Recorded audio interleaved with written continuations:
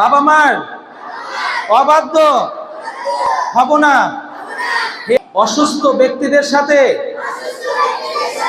খারাপ আচরণ করব না। তারা কষ্ট পাবে এমন কোনো কাজ করব না। কোনো মজলুম ব্যক্তি কষ্ট দিব না। আল্লাহ আমাদের সবার দোয়া কবুল করে নেন, আমিন।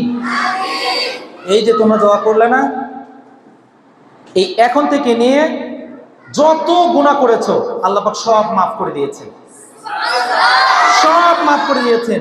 কারণ এই যে তোমরা তওবা করলে না, তওবাটা কেমন জানো?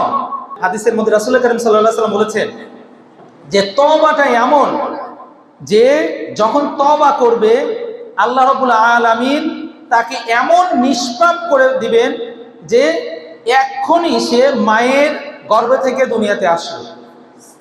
সুবহানাল্লাহ।